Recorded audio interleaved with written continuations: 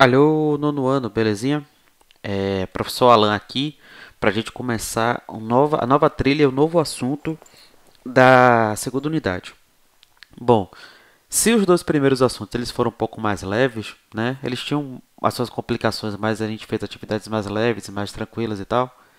Esse assunto daqui ele vai ser um assunto que a gente vai ter uma massa de conteúdos e informações um pouquinho maior do que os outros, certo? Então, por isso eu estou fazendo esse vídeo aqui introdutório para trazer para vocês os elementos, as características, as ideias que a gente vai trabalhar nesse conteúdo. E qual é o nome do conteúdo, né? Aspectos físico-naturais, deixa eu até colocar aqui, físico-naturais e históricos geográficos de Europa, Ásia e Oceania. Então percebam só que a gente vai estudar dois conjuntos de aspectos em três continentes diferentes, certo? Então, o que eu vou falar aqui nesse slide é sobre isso. Quais são esses três continentes? O que a gente vai falar sobre eles? E quais são esses conjuntos de aspectos? O que são aspectos físico-naturais e o que são aspectos históricos geográficos? Tá certo? E a partir daí, a gente começa a explorar um pouco essa trilha, certo? Obviamente que é um mundo de coisas, a gente não vai conseguir falar sobre tudo, mas acho que dá para a gente fazer um panorama interessante sobre esses três pontos aí, tá certo? Primeira coisa, gente, a gente vai falar sobre os próprios continentes, certo? Vocês do nono ano tiveram aula comigo no ano de 2019. Nós estudamos, né? Eu lembro que eu estudei com todas as turmas de oitavo ano sobre América e sobre África, certo? Acho que vocês lembram disso, os aspectos da América, os aspectos da África. E agora, o que a trilha está propondo para vocês e que de fato seria conteúdo de vocês também, só que a gente está com mais tempo, era estudar a Europa, que é esse continentezinho aqui verde, verde limão, verde meleca. O outro continente é a Ásia, né, que é esse verde mais escuro aqui, e a Oceania, que é esse continente aqui de laranja, certo? São três continentes que vocês percebem aqui, são limítrofes, são próximos uns dos outros. São continentes com muitos países, certo? A Europa tem 52 países, a Ásia tem quase 100 países e a Oceania, apesar de ter poucos países, tem muitas realidades, como é que eu posso dizer assim, específicas da própria Oceania, certo? Então, são continentes que são bastante complexos da gente analisar dessa maneira, mas a gente vai tentar pelo menos conhecer um pouco sobre cada um deles, tá certo? E como eu falei, né? O assunto é aspectos físico-naturais e histórico-geográficos. A gente já viu onde é que fica a Europa, a Ásia e a Oceania no mapa, certo? Peço que vocês fixem essa informação. E agora a gente vai falar um pouco sobre o que são aspectos físico-naturais e depois de aspectos histórico-geográficos. Tá certo? Deixa eu só conferir aqui se está gravando. Tá. Bom, os aspectos físico-naturais, gente, a gente vai falar de quatro aspectos diferentes: relevo, hidrografia, vegetação e clima, certo? São aspectos físico-naturais daqueles três continentes. E o que é cada um deles? Né? Aqui eu vou trazer os conceitos, que são conceitos que eu puxei dos sites Brasil Escola e Escola Kids do UOL, que são sites que acho que todo mundo já conhece bastante quando vocês fazem pesquisa também, certo? Não coloquei aqui para não encher o slide de informação, mas estou fazendo aqui a citação que eu acho que todo mundo deve fazer quando for fazer uma pesquisa. Bom, vamos lá. Relevo. O que é? Relevo é a superfície terrestre. O relevo corresponde, na verdade, né, vou pegar essa segunda parte aqui, às variações que se apresentam sobre a camada superficial da Terra. Vamos lá. Quando vocês olham aqui para qualquer lado do horizonte de Ceabra, vocês vão ver que Ceabra ele é formado por várias montes, várias montanhas. Isso daqui, gente, é o que ele está tratando, está chamando de variações que se apresentam sobre a camada superficial da Terra. Essa terra sólida, firme que a gente pisa, ela não é lisa. Ela tem montanhas, ela tem montes, ela tem depressões, certo? Ela tem diversas variações que compõem montanhas, planícies, planaltos e depressões, certo? E é isso que a gente estuda quando a gente fala de relevo. É esse primeiro aspecto físico-natural, porque ele forma o solo e ao formar o solo ele vai mudar tanto a forma como nós seres humanos interagimos com a Terra, quanto também os outros aspectos naturais, certo? Áreas mais altas vão ser mais frias, áreas próximas do nível do mar vão ser mais quentes. Existem áreas de planalto que seguram muita chuva e muita água, como é o caso aqui da Chapada, né? E aí tem uma outra região que fica mais seca por conta disso.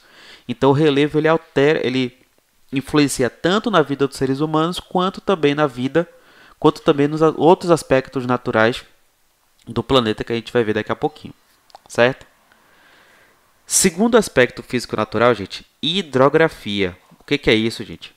Essa parte da geografia ela estuda a distribuição das águas pelo planeta Terra, formação de lagos, rios, oceanos e mares, e analisa as formas de uso deste elemento pelos seres humanos. Ou seja, hidrografia a gente vai falar agora sobre águas, certo? Só que perceba o seguinte, quando a gente fala, por exemplo, de rios, não tem como você falar da formação de um rio sem falar de montanha, sem falar de relevo. Então perceba aqui que é uma ideia que a gente já percebe quando a gente olha a natureza, né? Que a natureza ela funciona de uma maneira articulada. Todos os aspectos dela eles estão ligados uns aos outros. Então, quando a gente fala de hidrografia, a gente fala de rios, a gente fala de oceanos, a gente fala de mares, a gente também precisa falar um pouco sobre relevo. Precisa entender que o relevo influencia se aquela região vai ter rios ou se aquela região vai ser mais seca. Se uma região próxima do nível do mar vai ter uma temperatura diferente da outra, certo? A hidrografia, por sua vez, ela também influencia na vegetação. Todo mundo que cuida de plantinha sabe que as plantinhas precisam de água. Então, diferentes hidrografias vão ter também diferentes vegetações. Mais oferta de água vai ter uma vegetação tropical, deslumbrante, como a floresta amazônica. Menos oferta de água, a gente vai ter uma vegetação seca, certo? E o que é a vegetação? A vegetação é caracterizada como um conjunto de plantas de uma determinada região. Então, o relevo e a hidrografia, assim como o clima, vão influenciar no tipo de vegetação que uma determinada região vai ter. E aqui, já falando de clima, né? A gente fala o que é o clima. É o comportamento e a dinâmica das condições da atmosfera, da meteorologia do tempo, em um dado local, que se sucedem e repetem-se ciclicamente ao longo de alguns meses ou anos. Ou seja, o clima é como a temperatura daquela região, como o regime de chuvas daquela região, ele se comporta durante um período longo, meses ou anos, certo? Você não pode definir o clima de uma região apenas por um dia. Aqui em Ceabra, por exemplo, você tem dias que a temperatura cai para 9 graus.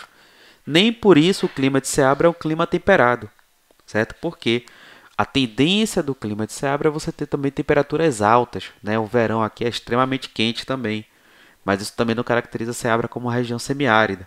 Então, ela tem uma característica climática própria porque ela vai pensar em todo o conjunto de temperaturas e meteorologia do ano inteiro, certo?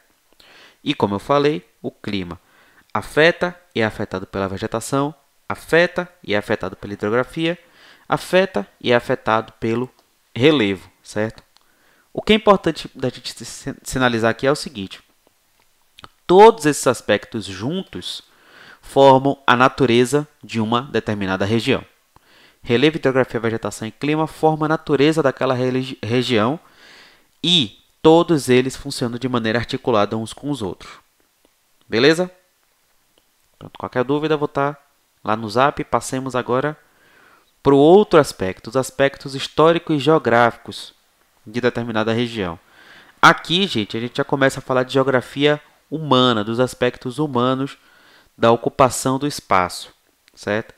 Que são basicamente três: a economia e o desenvolvimento econômico, os regimes políticos e a geopolítica, certo?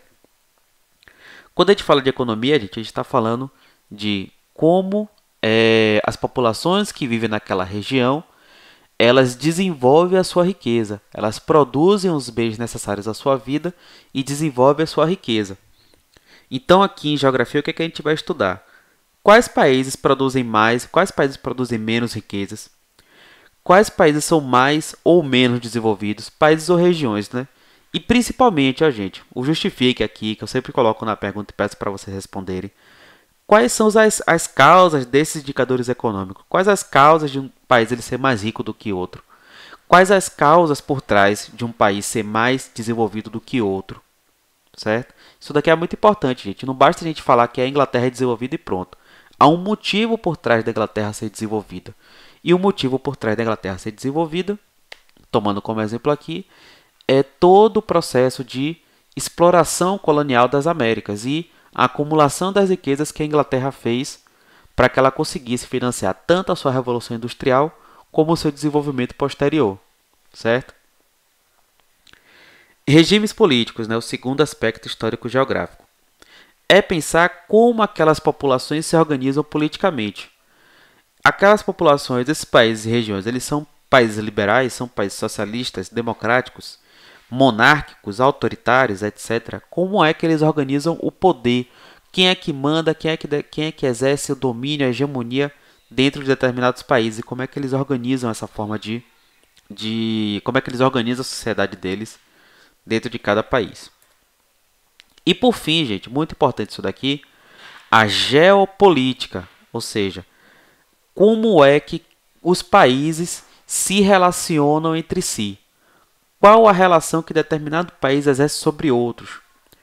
Quais países exercem hegemonia? Quais países dominam outras regiões do mundo? Certo? Exerce hegemonia, controle sobre outras regiões do mundo.